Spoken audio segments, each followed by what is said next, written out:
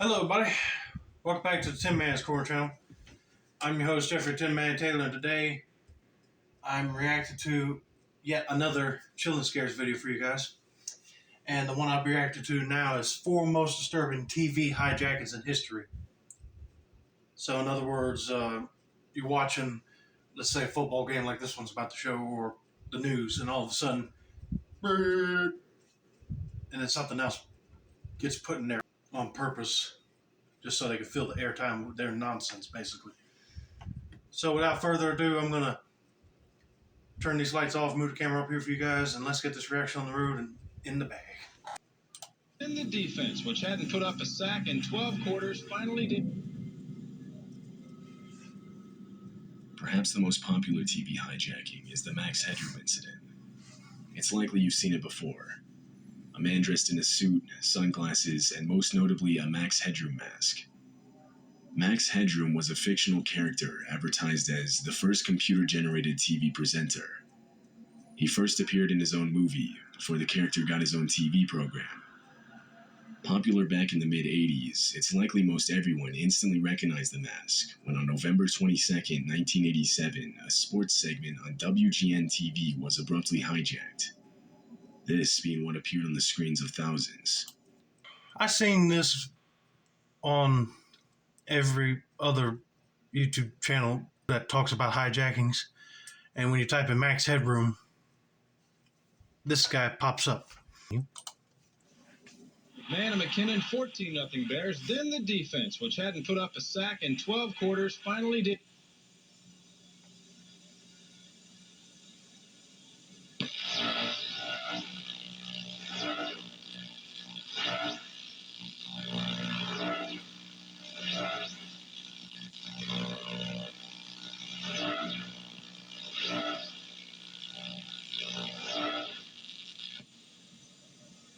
The hijacking lasted a total of 17 seconds before engineers at WGN were able to regain control of the broadcast tower by switching to a backup frequency. At the time, not even they knew what had happened.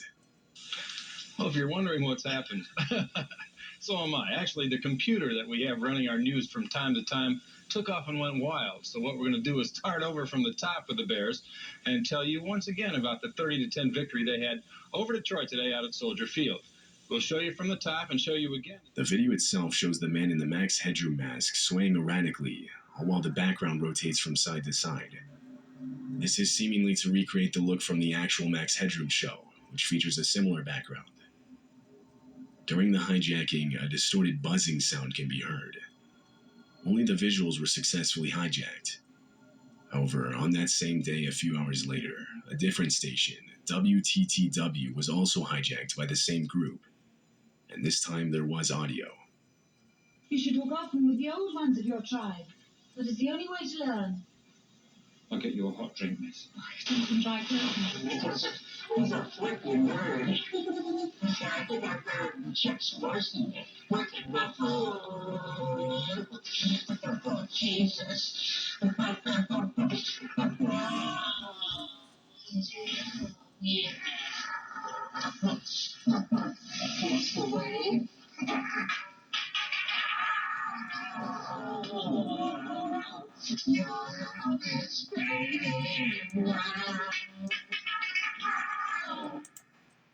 Sounds like he's using one of those mic manipulation devices to change a voice. Yeah, this guy is one big idiot, thinking he just ruins people's airtime just to show off his goofiness.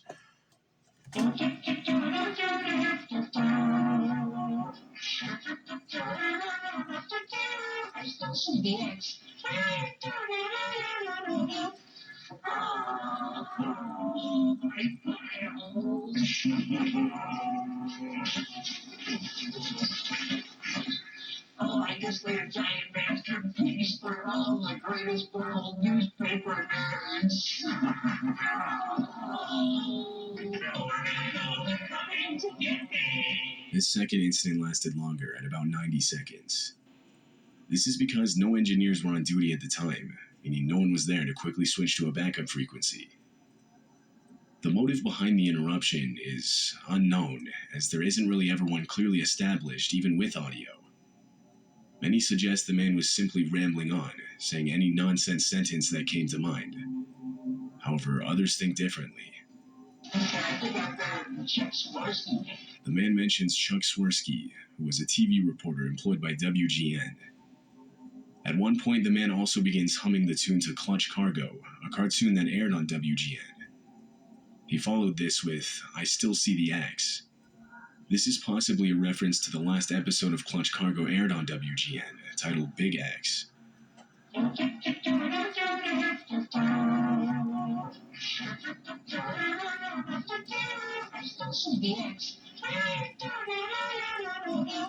Oh, I guess they're giant masterpiece for all the greatest world newspaper nerds. Additionally, the man mentions how he made a giant masterpiece for all the greatest world newspaper nerds. He likely meant World's Greatest Newspaper, or WGN, the first station that was hijacked. Perhaps he felt wronged by the station in some way, and the hijacking was deliberately created for and against WGN. Or maybe everything he said was all nonsense. Whatever the case, the FBI immediately started an investigation, confident they would be able to find whoever was responsible for the interference. But the odds, I'd say, if a guy continues to involve himself, either sporadically or continuously, it's very great that we will determine who it is. Months, years, and now even decades have passed with no sign of who's behind the Max Headroom mask. All we know for sure is what's shown in the video. At least 3 people were involved, one under the mask, one behind the camera, which can be proven from a slight shift in the camera's angle at one point, and one rotating the background, which is shown stopping when they step into frame themselves. Also known is that the video was not recorded live, rather it was pre-recorded. This is proven with the visible cut in the video. To this day, it remains unknown who hijacked the 2 TV stations. No one has ever been charged. Which is crazy because you would think that if it was on their network feed, they would be able to figure out who sent it and, trace it. But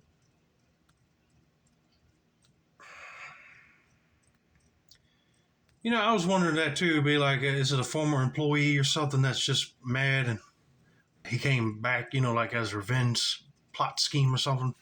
I mean, it could be that one possibility, or it's just some idiot who wants to run his big mouth wearing a mask, just rambling on to, ruin airtime for people. Because if that happened, I'll just turn the TV off and just wait for a little bit, and then I'll turn the TV back on just to see if that guy is gone. But this guy just don't have nothing else to do. He just wants to make everybody mad with this Max Headroom stuff. On August 19, 1987, during the 4 p.m. edition of KNBC's Channel 4 News, reporter David Horowitz was interrupted by an unidentified man walking into the studio. The man appears in frame armed and hands David a set of papers. He instructs him to read them. And without another option, David calmly does what he's told. Pardon me? What is this? He's got a phone call. Let me see what it says. All right. He's got a gun to his mouth. All right, well, let me read this. Folks, we have someone on the set who's standing here and would like me to read this copy which was just handed to me. You want to tell me your name or not? What is it? And Gary, where are you from? The video was then taken off the air and replaced with a still screen. But thousands of people had already witnessed it live, and police were immediately flooded with calls from viewers. Monitors in the studio clearly indicated they were no longer on the air, but the reporters desperately tried to convince the man he was still on. He believed them and continued to let David read. I was warned in 1981 by someone with connections at the CIA to stay off the computers, that they didn't trust people on computers. When I began receiving disturbing calls from my parents, which led me to believe that something terrible was going on, I was then forced into a mental hospital in Tallahassee, where I learned that my brother-in-law had been driven insane in the in the same manner that someone was trying to do to me. After minutes of this, David finally finishes reading the statement, at which point the man sets down his weapon, and it's revealed that it was only ever an empty BB gun. Police entered the studio and immediately arrested the guy. He was Gary Stolman. He managed to get in the studio as a guest to an employee. His father, Max Stolman, would sometimes work for KMBC as a reporter. Once inside, Gary waited for the channel to go live before walking into frame. Now, written on the paper Gary wanted read, it turned out to be a nonsense statement on the CIA, alien life, and other conspiracy-type stuff. One of the sections read, "The man who has appeared on KMBC for the past 3 years is not my biological father.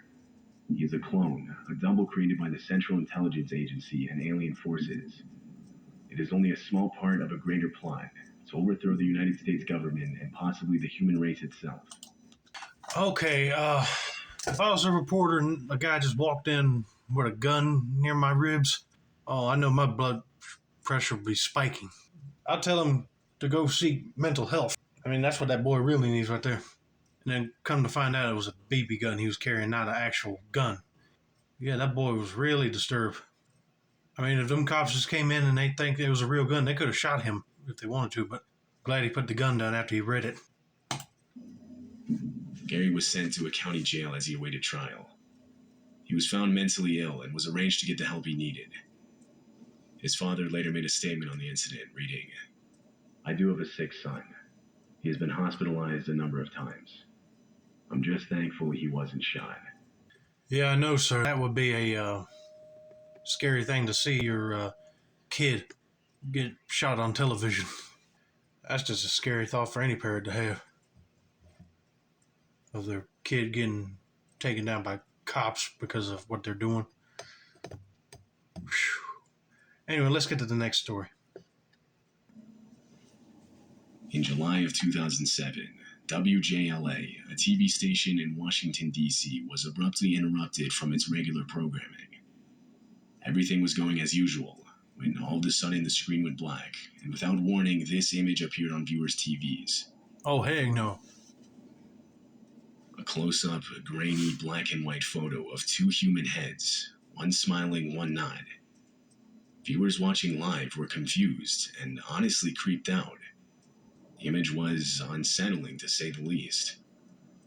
It stayed on screen for several seconds with no movement and no sound, just the image, before abruptly disappearing and returning to the station's regular programming. Many viewers called the station and made posts online trying to get answers. In response, the cable company ended up releasing an official statement on the incident. They claimed the image was a still frame from an advertisement for the Oprah Winfrey Show that was scheduled to play later on. Basically, they reasoned that their system somehow glitched in showing the still frame. This explanation left people skeptical. Many searched but found no Oprah Winfrey advertisement showing anything resembling the still frame. It's widely believed the explanation was a cover-up for a successful hijacking of the station. Although, if this is the case, whoever's responsible for it is not identified. Viewers that had footage of the incident found that after posting them online, they were mysteriously getting taken down. There are no surviving videos left on the internet today, and so footage of the incident is now being treated as lost media. The only remaining evidence is this picture of the still frame that was shown. I'd probably jump out of my seat if I saw that image. It don't even look human. It just looks cartoonish. Almost like a Max Headroom type person or somebody that was made in a computer-generated world, because the way the face looked like it's sculpted on this one, and the same thing over here. It just don't look like a normal human face, to me anyway. It's January 3rd, 2007. The Australian broadcast channel Channel 7 is broadcasting a rerun of an episode of the Canadian television documentary Mayday. At one point during the documentary, the audio suddenly cuts out and is eerily replaced with constant looping of a man yelling the words, "Jesus Christ, help us all, Lord." The visuals remain unchanged. It was only the audio that was affected. One viewer witnessing this pulled out his camera and began recording the strange audio.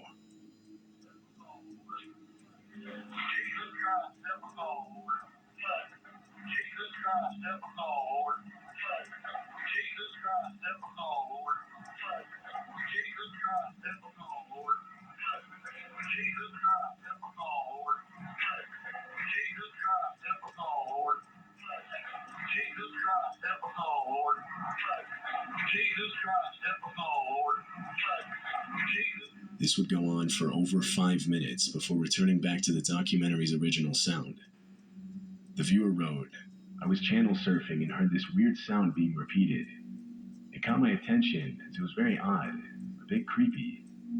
I thought it was some kind of subliminal message, or that someone must have hacked in. I tried ringing the station for several minutes, but they never picked up." After gathering enough attention, a spokesperson for the network would make a statement. He denied the transmission being a prank or security breach, and actually claimed that the repeated line was a part of the original broadcast. He further stated that the audio actually said, "Jesus Christ, one of the Nazarenes." However, there's almost no similarity between the two phrases. People took this statement almost as a joke, considering how absurd it was. It's believed the station's audio was temporarily hijacked, and the network didn't want to admit to it. A few independent researchers began an investigation on where the original audio came from, and surprisingly, it was actually found. It turns out the audio came from the haunting video of Preston Wheeler reacting to an ambush on his convoy in Iraq.